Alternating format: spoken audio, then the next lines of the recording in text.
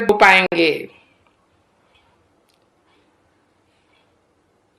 और जो वृद्धि को पाएंगे, ब्रह्मा कुमारी बनेंगे, उन ब्रह्मा कुमार कुमारियों के बीच तुम तो नामी ग्रामी हो ना। तुम्हारा नाम ही है प्रजापिता ब्रह्मा कुमार कुमारी, और उन्हीं में से वंदे मातरम निकलेंगे।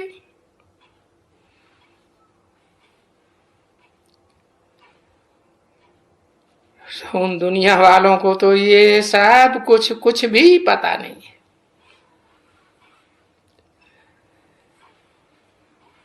कि हम वंदे मातरम किसको कहते हैं। वो तो जड़ जमीन को समझ लेते हैं वंदे मातरम, और चित्र रख देते हैं माता का झंडा लिए हुए, फिर भी नहीं समझते। अरे माताओं ने ही, तुम तो ये बात बताते हो ना सन्यासियों को। सन्यासियों को तो खास बताना है, बीवी बाल बच्चों को छोड़ के तिरस्कार करके चले जाते हैं। नारी नरक का द्वार है। उनको पता नहीं है कि भगवान बाप आकर के स्वर्ग का दरवाजा माताओं के द्वारा ही खोलते हैं, और उसके लिए माताओं के सिर पर ही कलश रखा है। और शास्त्रों में ये बात आई भी है कि सागर मंथन हुआ, ज्ञान रस बांटने के लिए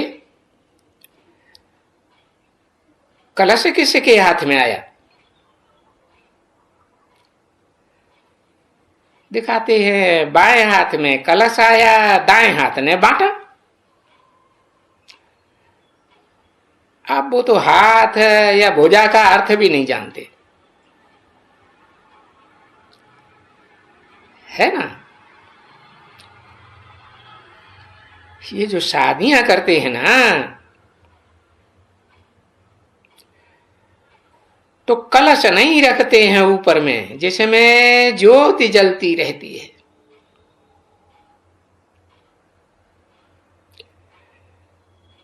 तो ये सभी निशानियां हैं।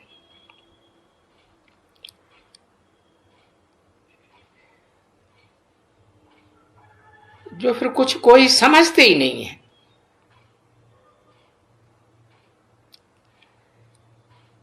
बाप आकर के समझाते हैं, सब बातें समझाते हैं कि आगे सभी जब शादी होती थी सबकी ज्योति जगती थी।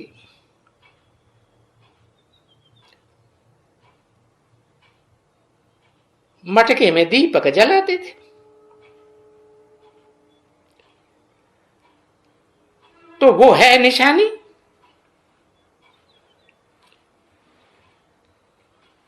अभी कोई की ज्योति थोड़े ही जलती है।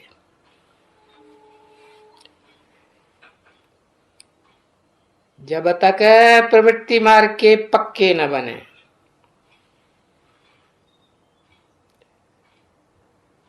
ये भी जैसे और बड़े दिन मनाते हैं, तैसे वो रस्म भी बड़ी मनाते रहते हैं।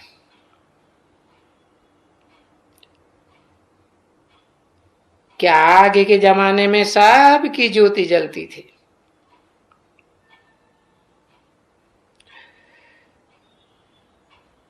तो देखो,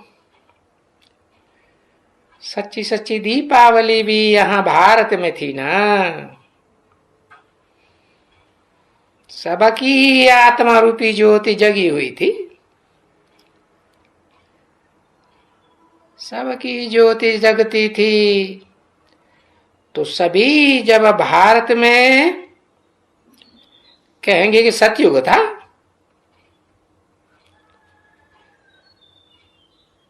अभी उस ज्योति को जलाने के लिए तुम पुरुषार्थ कर रहे हो, अभ्यास कर रहे हो। ऐसे जैसे यहां बाप है ही है, और बाप सुप्रीम सोल की तो ज्योति सदैव जगी ही रहती है। तो ऐसे अभी कहेंगे बाप है और पढ़ाते हैं। भाई किसको पढ़ाते हैं? जो बिंदु बिंदु रूप आत्मा बनते हैं, आत्मिक स्थिति में स्थित होते हैं, उनको पढ़ाते हैं। कब से आत्मिक स्थिति में स्थित होते हैं? और पहले कौन स्थित होता है?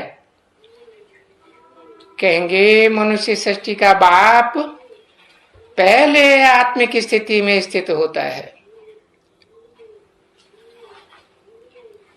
और जब आत्मिक स्थिति निराकारी बनती है तो मन बुद्धि में मनन चिंतन मंथन करने की तीव्रता आती है। तो ऐसी आत्मिक स्थिति में टिकने वाले बच्चों को 50 वर्ष बाप पढ़ाते हैं।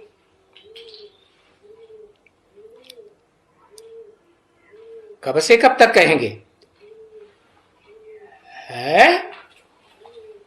कहेंगे बाप का प्रत्यक्षता वर्ष मनाया सन 76 में।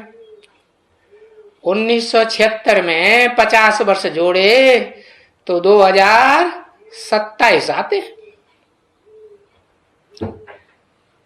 76 है प्रत्यक्षता वर्ष, 77 है संपूर्णता वर्ष।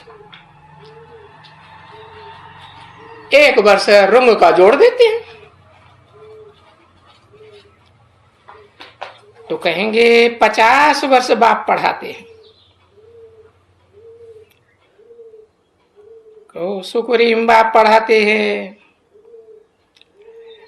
या कहो मनुष्य सृष्टि का बाप पढ़ाते हैं। पढ़ाते तो हैं। अब वो भक्ति मार्ग में तो लोग एक दिन दीपावली मनाते हैं, क्योंकि यादगार मनाते आए हैं कि वो आया था, प्रत्यक्ष हुआ था। जिस दिन प्रत्यक्ष हुआ था उसकी यादगार है पुरुषोत्तम दिन, पुरुषोत्तम मास। पुरुषोत्तम बनने की पुरुषोत्तम घड़ी भी थी। अभी उन दुनिया वालों को और खासकर भारत के भक्तों को तो कुछ भी मालूम नहीं है ना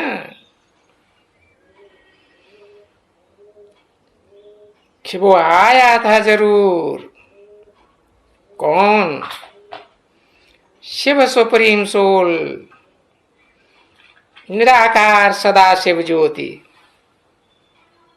निराकार आत्माओं का बाप आया था। परंतु इस दुनिया में कितना तक रहा वो तो तुम बच्चों की सिवाय और कोई को मालूम नहीं। कितना तक रहा? कहेंगे जास्ती थे जास्ती 100 वर्ष इस दुनिया में रहा। वो धर्म पिताएं भी आते हैं तो 100 साल के अंदर ज्यादा से ज्यादा अपने अपने धर्म स्थापन करते हैं, परंतु वो तो अपना धर्म ही स्थापन करते हैं। राजयोग तो सिखाते नहीं जो राजा ही स्थापन करे।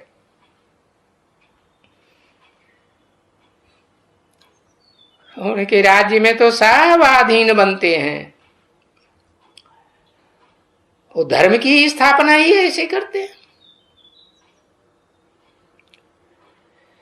तो ये सब बातें तो उनको किसी को मालूम ही नहीं है।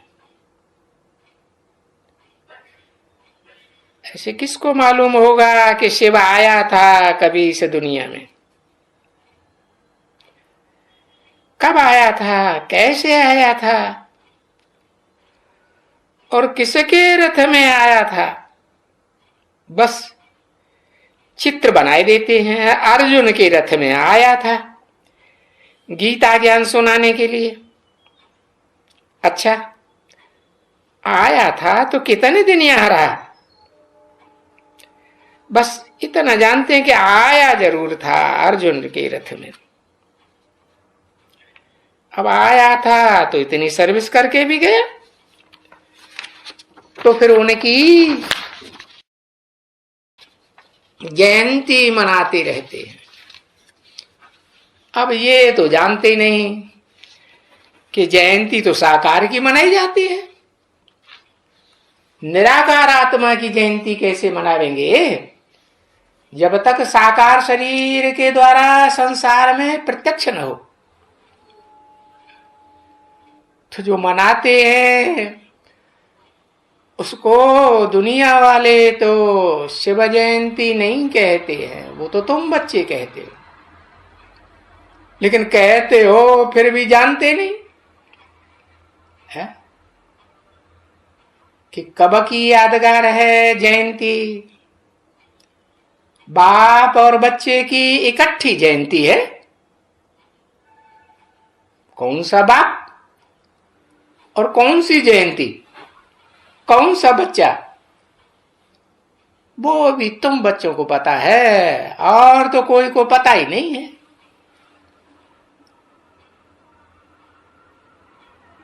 ओम शांति।